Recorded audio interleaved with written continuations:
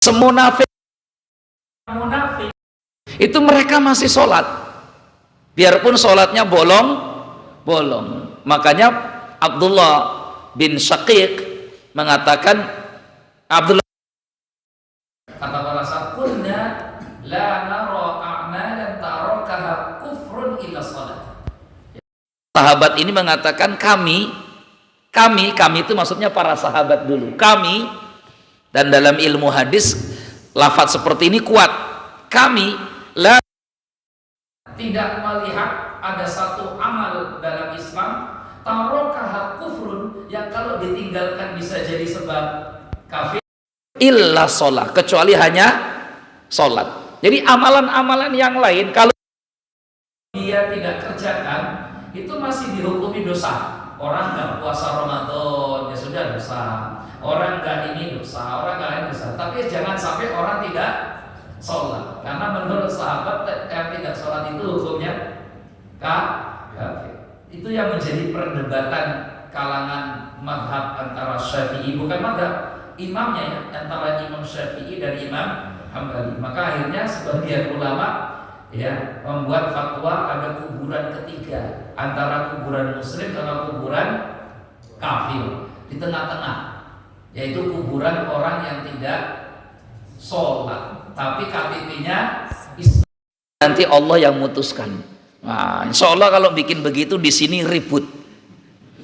Ini kuburan di mana Pak? Tengah-tengah. Loh kok tengah-tengah? Oh, ini nggak pernah sholat ini. Tapi kadang itu langkah yang bagus. Coba kalau nggak percaya. Langkah seperti itu kadang perlu diambil supaya orang sadar. Paling pro kontra pasti netizen dan para hujat pasti sholat urusan pribadi, personal, ini urusan privasi, nggak perlu negara ikut campur. Netizen. Padahal negara juga perlu hadir dalam mengurus agama umatnya supaya nggak meresahkan. Ya zamannya zaman netizen Pak Jaya Persik nggak jadi kurban aja nanti Bapak. Ya. Rame kan? Rame. Karena kalau nggak bikin rame nggak dapat makan. Reporter tuh kalau nggak bikin rame nggak dapat makan. Karena reporter beritanya jelas saja sama dia dibikin nggak jelas kok, supaya beritanya terus-terusan tiap hari. Ya. Baik, kita lanjut lagi ya. Dai Persik biarkan urusannya sama Dai Persik sendiri ya. Kita lanjut lagi. Baik, wallahu a'lam. Wa in mata muslimun fil bahri, kalau ada orang Islam meninggal di laut ya. Fa in kanu biqarbi sahil, kalau dia dekat dengan daratan tepi laut, wa amkanahumul khuruj, dan dia tapi wujiba alaihim atau wajaba alaihim al-khuruj, wajib dikuburkan di situ. Tapi kalau enggak ya kafan itu sholatkan dan kuburkan, masukkan ke dalam laut ya. Kalau enggak, makanya dulu jamaah haji banyak tahun-tahun berapa itu yang berangkat hajinya masih pakai kapal laut, perjalanannya 6 bulan. Konon katanya mbah-mbah kita gitu. Yang 6 bulan itu ya ada yang meninggal, ada yang apa di tengah laut. Enggak mungkin ditunggu ketemu pun. Maka mereka dimakamkan, dikuburkannya di dalam laut. Ya, memang seperti itu. Namanya darurat.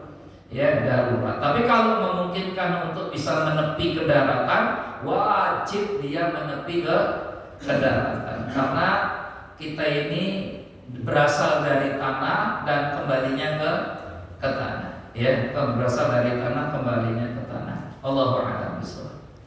Ta'miqul qabri, ya, atur ayat adalah kuburan harus didalamkan dan diluaskan, kuburnya didalamkan dan diluaskan. Apa didalamkan itu ukurannya adalah qadru dzalika bi arba'ati azru'in wa nisf, 4 hasta setengah. 4 hasta setengah. Jadi kalau ini 1 hasta sekitar berapa ini Pak? 40 cm ya, 40 cm maka sekitar 2 meter ya, 4 kali 4 160, tambahin 20 berarti 180, berarti tingginya sekitar 1,8 meter. Dalam mazhab Syafi'i ditentukan kadarnya. Dalam itu disebut dalam kalau lebih dari 1 meter. Biasanya kita nguburkan berapa tuh Pak dalamnya Pak? 1,5 meter. Ya, yang penting sebenarnya dalam itu ukurannya itu supaya binatang itu tidak bisa apa namanya itu gali, ngorek-ngorek ya, supaya nggak bisa ngorek-ngorek dan supaya baunya tidak menyebar. Jadi inti kenapa kuburan itu harus dalam, karena satu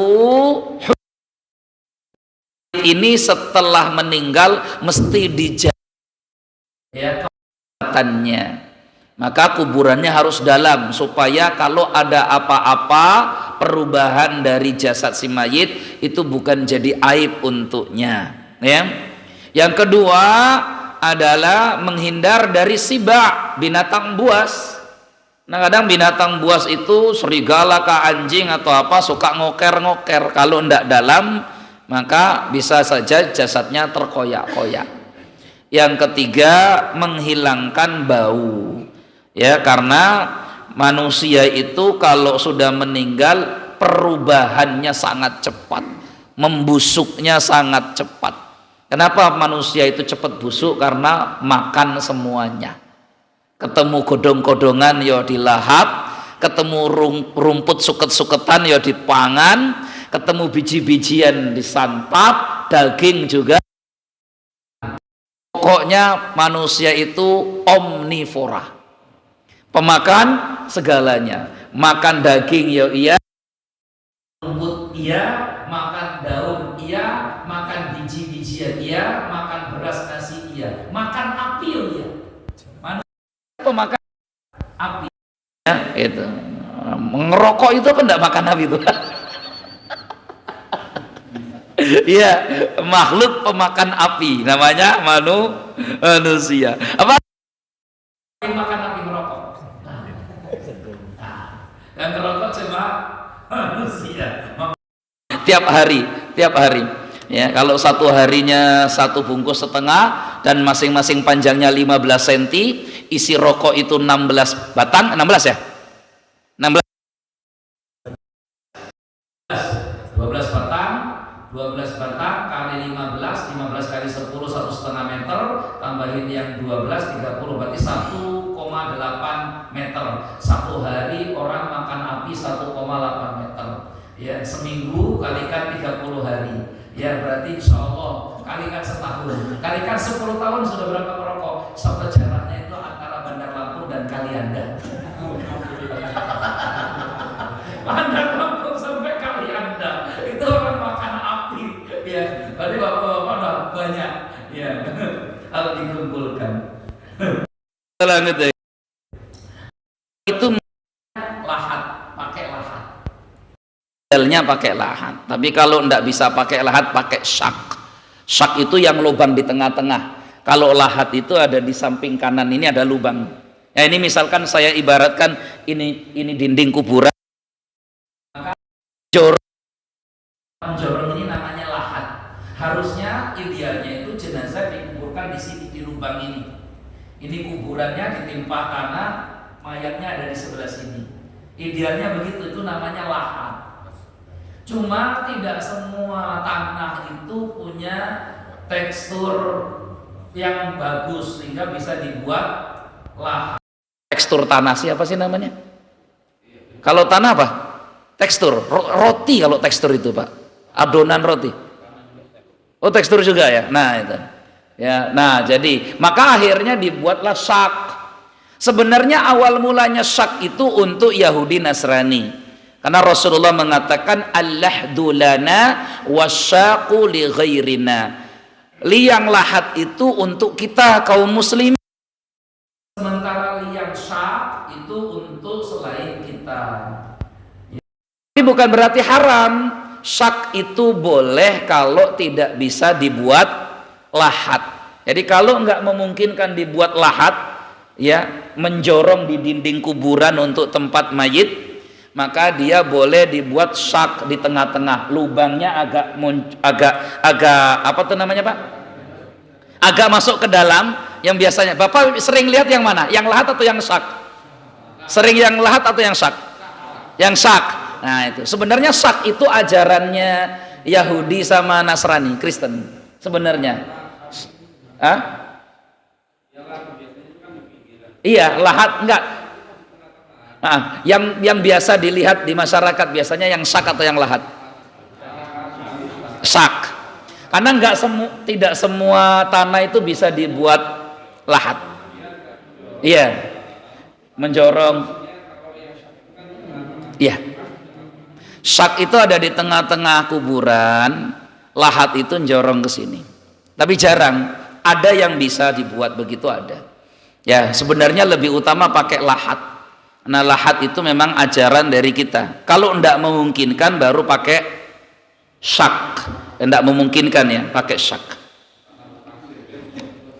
Berpasir atau apa biasanya. Tanah-tanah gembur lah, itu tanah-tanah gembur itu. Suka rontok biasanya. Ya. Jadi itu sebenarnya, tapi kalau bisa pakai lahat silakan. Ya, kenapa sampaikan? Takutnya ada orang salah memahami, dibilangnya lahat itu yang di tengah-tengah. Padahal yang di tengah-tengah itu bukan lahat, namanya syak. Ya, syak. Wallahu a'lam bishawab. Wa mayit fi tabut illa lihajah. Makruh hukumnya menguburkan jenazah pakai tabut, pakai apa itu, kayu apa itu namanya? Kalau biasanya orang menguburkan tentara-tentara itu pakai apa? Peti. Pakai peti. Hukumnya makruh. Makruh, bahkan ada yang mengatakan haram. Ya, bahkan yang mengatakan haram. Dalam mazhab Syafi'i itu pendapatnya dua. Ada yang mengatakan haram, ada yang mengatakan makruh. Ya. Illa li hajat, kecuali memang ada hajat. Hajatnya kayak tadi. Saya dulu tinggal di Kepri. Kepri itu terutama bagian daerah-daerah yang tanahnya tanah-tanah apa gambut, yang kalau digali airnya banyak. Maka itu sulit untuk dimakamkan langsung karena airnya itu nggak bisa. Pakainya pakai peti. Ya, itu namanya lihajat, karena hajat.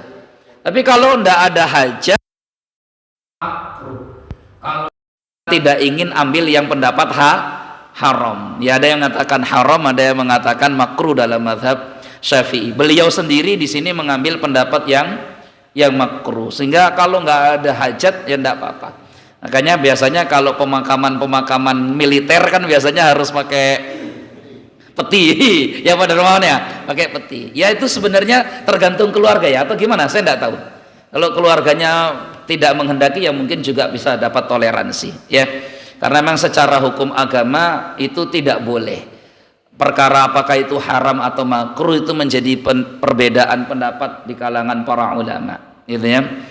Wallahu a'lam bishawab, kecuali karena hajat. Hajat ya tadi itu meninggalnya misalkan di kuburan yang tidak memungkinkan untuk ini, atau mungkin jasadnya sudah hancur-cur dan nggak mungkin lagi bisa, itu bisa saja. Wallahu a'lam. Taib khanufidin yang dimuliakan Allah.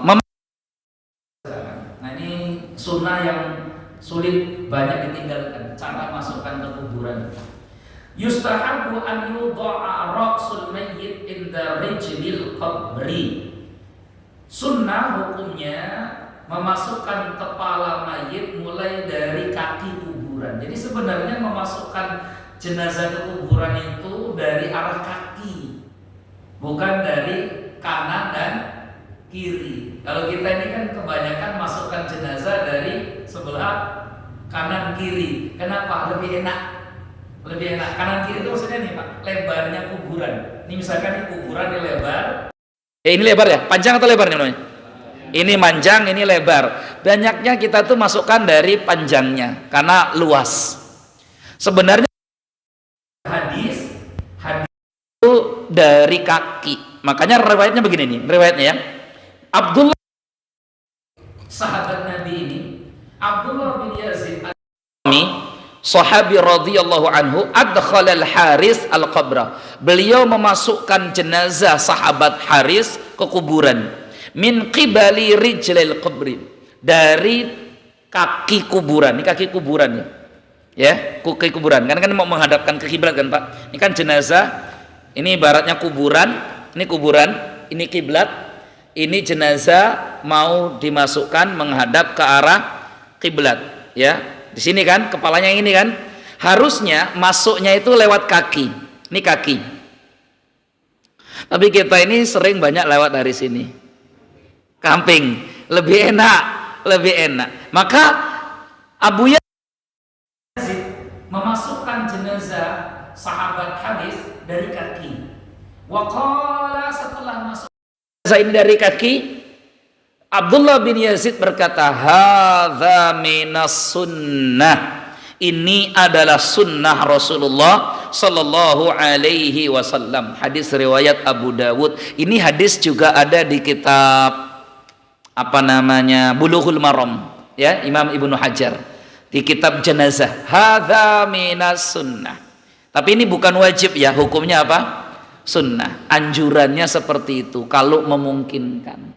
Kadang kita ini nggak memungkinkan, repot lah, atau kuburannya terlalu banyak takut keinjek-injek, atau yang tadi pingin cepat praktis, yang penting melebu, ya itu yang penting apa? Yang penting melebu. Dan ketika memasukkan kuburan, katakan doa Bismillahi ala sunnati Rasulillah atau ala millati Rasulillah. Dimasukkan jenazah ini masuk ke kuburan.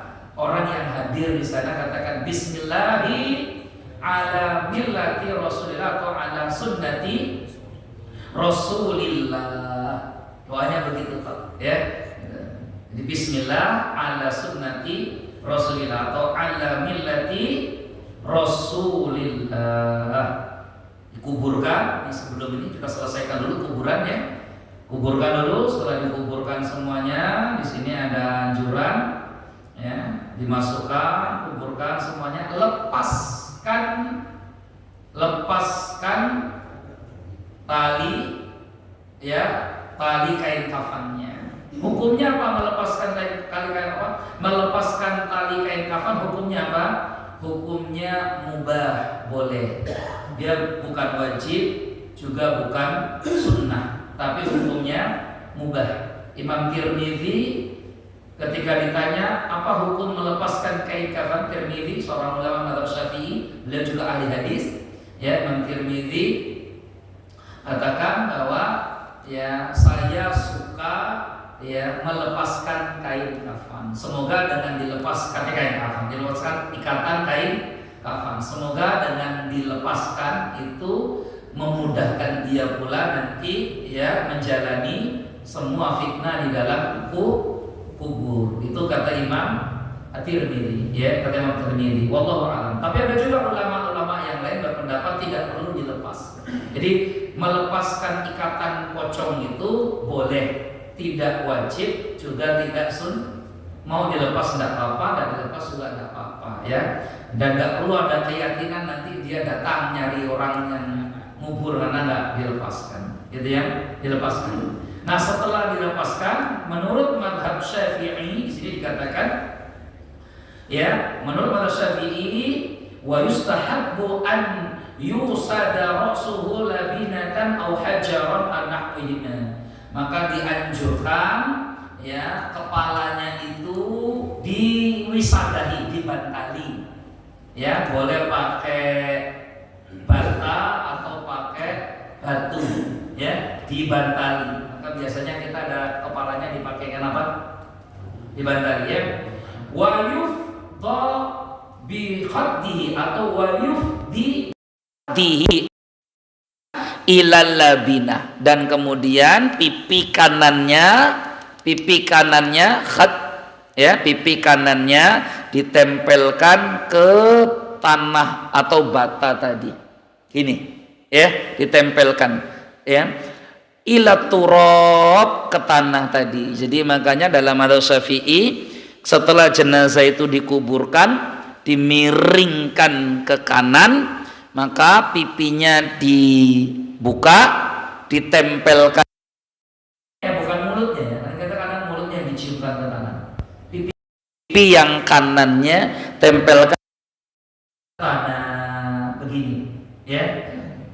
Allah Ta'ala a'lam bi an yunhal kafanu an khaddihi, yaitu kain kafan dibuka sedikit begitu nih. Allah Ta'ala a'lam bissawab. Gitu ya. Allah a'lam. Selesai Pak? Selesai ya. Baru kemudian setelah itu dikuburkan. Ya, dikuburkan. Yang hadir disunahkan untuk ikut memasukkan tanah 3 kali. Ambil tanah 3 kali ke kuburan, ambil tanah 3 kali, kemasukkan ke kuburan ya, ambil tanah, masukkan ke kuburan 3 kali. Yang hadir ambil dengan 2 tangannya, gitu. Boleh dia sambil membaca zikir, boleh nanti masukkan saja. Nanti di mazhab Syafi'i ada doanya minha khalaqnakum dan sebagainya ya. Jadi itu boleh saja, tapi apa ndak juga ndak apa-apa. Yang sunnahnya ambil tanahnya, masukkan ya yang hadir. Jangan diam saja. Kan sudah ada tukang cangkol. Ya biarkan tukang cangkol. Bapak-bapak masuk. Begitu ya. Kenapa tidak dibahas mengazani jenazah dalam kubur? Kan gitu ya. Dan mengkomati jenazah dalam kubur. Padahal ini kitab mazhab Syafi'i. Itu poinnya. Singkat saja saya katakan bahwa memang menurut mazhab Syafi'i, mayoritas ulama mazhab Syafi'i, mayoritas mazhab Syafi'i, sebagaimana Imam Nawawi, Imam Ibnu Hajar, Ar-Ramili, Khatib Syarbini dan sebagainya mengatakan tidak ada azan dalam kubur. Tidak ada. Minor sedikit kelompok dari ulama mazhab Syafi'i katakan ada azan. Jadi mayoritas Syafi'i katakan tidak ada azan dalam kubur dan tidak ada qomat dalam kubur. Bahkan Imam Ibnu Hajar Al-Haytami ya, Imam Ibnu Hajar Al-Haytami, murid dari Syekhul Islam Zakaria Al-Ansari, yang mengatakan dalam fatwanya, ini ulama besar mazhab Syafi'i, Ibnu Hajar katakan mengazani dalam kubur itu menurut beliau adalah bid'ah. Jadi sebenarnya dalam mazhab Syafi'i sendiri sudah ada perbedaan pendapat tentang mengazani dalam kubur. Bahkan mayoritas ulama mazhab Syafi'i tidak mengazani dalam kubur. Perihal di lapangan di masyarakat kita, ada yang mengazani dan ada yang tidak mengazani, ya silakan ya gitu. Tapi saya perlu sampaikan memang menurut mayoritas pendapat mazhab dalam Syafi'i tidak diazani. Minoritas ada, minoritas ya, seperti disebutkan oleh siapa itu, Zabidi kalau tidak salah ya, mengkiaskan, karena beliau mengkiaskan. Jadi karena rata-rata ketika ditanya apa dalilnya, kiasnya apa? Orang lahiran diazani, maka meninggal pun diazani. Kias, ya biarpun kias ini menurut ulama mazhab Syafi'i yang lain dibantah.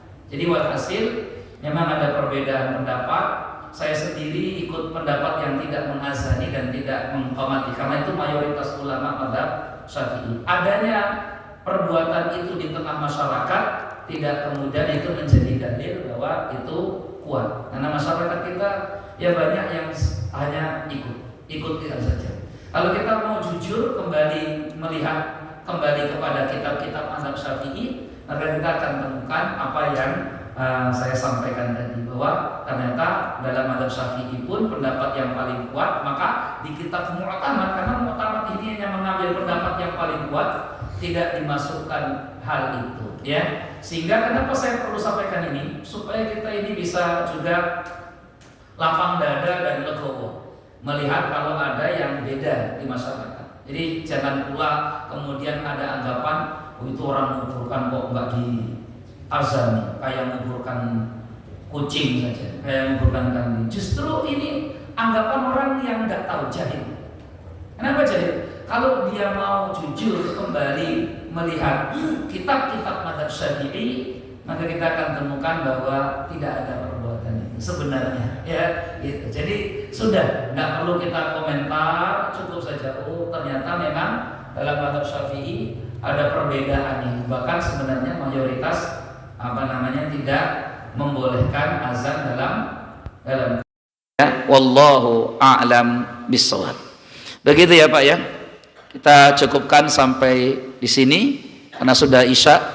Ya, subhanakallahumma bihamdika asyhadu an la ilaha illa anta astaghfiruka wa atubu ilaik. Akhirul kalam. Assalamualaikum warahmatullahi wabarakatuh.